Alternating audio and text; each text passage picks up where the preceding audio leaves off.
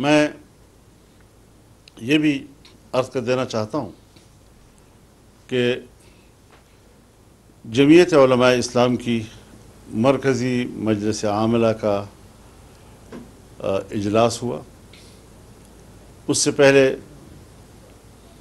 جمعیت علماء اسلام کی دستوری کمیٹی کا اجلاس ہوا، جس نے جمعیت کے دستور پر غور کیا، اس میں کچھ ترامیم تجویز کی، اور ان ترامیم کی تائید مرکزی مجلس عاملہ نے کی اور حتمی منظوری کے لیے انشاءاللہ مرکزی مجلس شورا میں پیش کیا جائے گا، جو 5 اگست کو طلب کیا جا رہا ہے.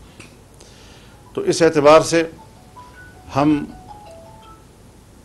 الیکشن میں بھرپور حصہ لیں گے، اور ہماری مجلس شورا پہلے بھی اس بات کا اعلان کر چکی ہے کہ ہم پورے ملک پہ ہر سیٹ پر اپنا امیدوار لائیں گے، الیکشن لڑیں گے، اور پھر اگر ایڈجسٹمنٹ کی ضرورت ہوئی تو پھر اس حوالے سے ہماری جو ضلعی تنظیمیں ہیں وہ اپنے ماحول کے تحت ایڈجسٹمنٹ بھی کر سکیں گی کسی جماعت کے ساتھ بھی.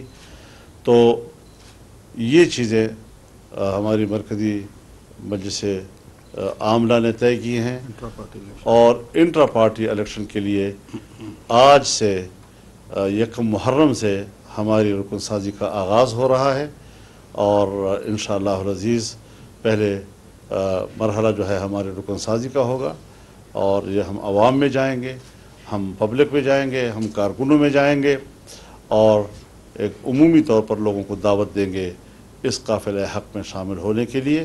اس کے بعد تنظیم سازی کا مرحلہ شروع ہوگا، جو ہمارے یونٹ سے لے کر تحصیل، ضلع، صوبہ اور پھر مرکز تک کے انتخابات ہوں گے، اور انشاءاللہ قواعد و ضوابط کے مطابق ہمارے تنظیمی ڈھانچہ جو ہے وہ قائم ہوگا، اور وہ پھر آئندہ ملکی سیاست پہ اپنے منشور کو کس طرح پیش کرتا ہے، اس کے لیے کیا حکمت عملی بناتا ہے.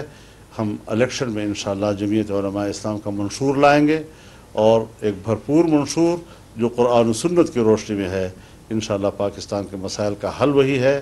آئین پاکستان قرآن و سنت کی بنیاد پر قانون سازی کی بات کرتا ہے، اور ہم بھی اسی حوالے سے انشاءاللہ العزیز قوم کے سامنے اپنا منشور لائیں گے.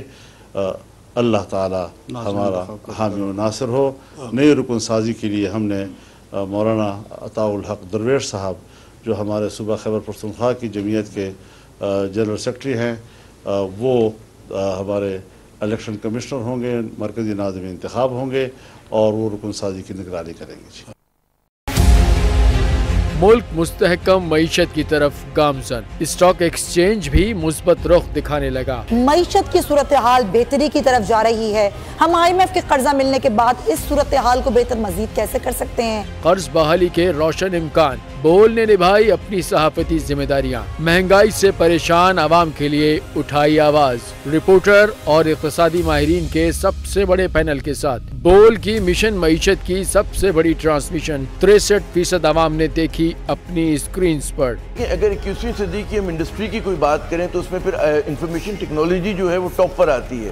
اپنی روایات کو برقرار رکھتے ہوئے بول عوامی مسائل کو اجاگر کرنے میں سب سے آگے. دیکھیے بول کی اگلی ٹرانسمیشن میں موبائل لون ایپ کا بڑا اسکیم کیسے ہوا بے نقاب. سائبر کرائم سرکل راولپنڈی کی مختلف علاقوں میں کارروائیاں. بلیک میلنگ میں ملوث آن لائن لون ایپس کے 9 ملزمان گرفتار کر لیے گئے ہیں. اگر اس اسکینڈل سے متعلق آپ کے پاس ہیں حقائق تو بنیے بول انویسٹیگیشن کا حصہ. آپ کی شناخت اور تمام تر معلومات خفیہ رکھی جائیں گی، تو بس ہمیں ای میل کریں یا واٹس ایپ کریں 0337 0310 377.